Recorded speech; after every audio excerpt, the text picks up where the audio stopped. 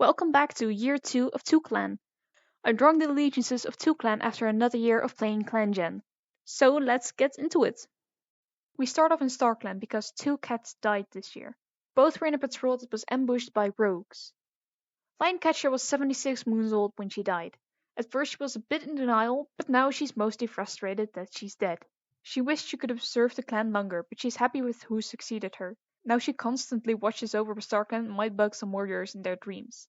And for some reason, she really wants to warn Honeychase. Slipspec also died in the patrol at 80 moons old. She was finally out of Medicine Den after 2 seasons and could go on a few patrols before she died. She didn't get the chance to shine, but at least she has adapted well to being a ghost and enjoys exploring StarClan. That were all the StarClan cats for this year, so we're going back to the living clan.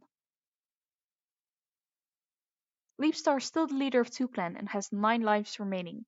She had a tough choice to make when appointing a new deputy. Her 2 most experienced warriors were unavailable and most of the clan was too young or a recent addition. She is satisfied with her final choice and trusts that this new deputy will serve the clan well. Leapstar is also getting up in age. She's now 112 moons old, but she's still fit. Jalabai is TwoClan's new deputy. He was the first new addition to the clan this year. Leapstar's patrol found him roaming the territory after he was abandoned by his 2 legs, and invited him in. He is a kind and loving cat and tries to prove himself to be a good warrior despite his kitty pet roots. He got an apprentice at the same time he became deputy, but he really hasn't had the time to train him yet. Frontclaw is now 112 moons old. At the start of this year she gave birth to a single kid. She was very happy to be a mom, even if she had to raise the kid alone. During her time in the nursery, she kept helping her apprentice with the medicine cat duties. The first thing she did when she became a full-time medicine cat again is giving Jungle Fuzz his full medicine cat name. Jungle Fuzz has asked Frontclaw multiple times why she named him Fuzz, but she never answers and just chuckles. Other than that, he's doing very well, though his dreams have been plagued by visions from StarClan and he keeps seeing badgers everywhere. He doesn't know what any of it means, but hopes it's not an ill omen for the clan.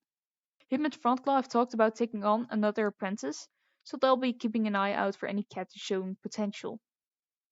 This year we have a lot of new additions to the clan. Little Claw is one of them. He used to live on a boat with 2 legs before he met the clan and joined. He's a playful but fierce warrior and a good fighter. He bravely jumped into battle to protect a loner his patrol came across. He's 118 moons old, close to becoming an elder. He's happy that he can retire in a safe place. Michael was a barn cat who came across TwoClan and wanted to join. Leapstar is just really good at inviting cats. She's playful and fantastic hunter, the latter likely because she has had a lot of practice in the barn. She's now 107 moons old, making her the 2nd oldest warrior currently in the clan. Cobweb is a former kitty pet, but his 2 legs passed away. He first met a patrol, but they could not quite convince him to join, probably because Leapstar wasn't on it. A few months after, he changed his mind and waited on the border. He was part of the patrol that was ambushed by the rogues that killed Lionecatcher and Slipspec, and he was left a bit shaken by it. He is now 54 moons old. Skip is a former loner that was being chased by a dog when a patrol helped him out. Little Claw scared the dog away. Luckily he wasn't hurt, and he was so impressed by the patrol that he wanted to join TwoClan. He is 52 moons old and careful. Something made him leave his old home behind, but it's unknown what it was. Honeytrail is mad. Not only was Lioncatcher the clan's deputy, he was also her mentor. She swore that when she finds those rogues, she'll tear them to shreds. She also holds a grudge against Honeychase and Cobweb, who were also on the patrol but ran from the rogues. She thinks that maybe if they weren't such cowards, Lioncatcher would still be alive. Honeytrail is now 28 moons old and is becoming more and more hostile to some clanmates. Spotstripe has had a quiet year. The kid he adopted quickly became an apprentice, so he returned to full-time warrior duties. In the end, the relationship he has with Lavender Belly is really more of a brother-sister relationship than a parent-child relationship. Lavender Belly is now part of his friend group and fairly close with the other cats of his generation, and he is happy to be able to keep spending time with her.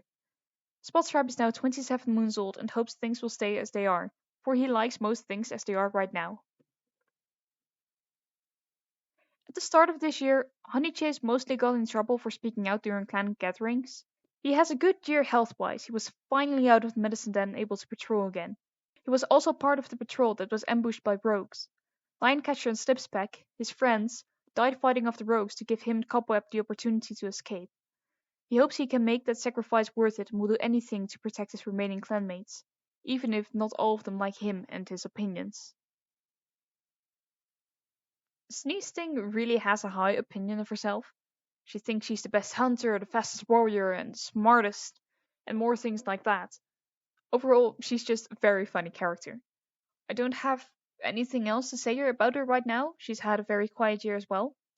She is now 26 moons old and unintentionally very funny. Lavender Belly is now one of the youngest warriors in the clan at 16 moons old. Her mentor was Chirpspeckle, so Lavender Belly patrolled a lot with her and Coyote Stone. Lavender Belly is strict like her brother figure Spotstripe, and she grew into a good hunter. She has a crush on a new young warrior, Bryce.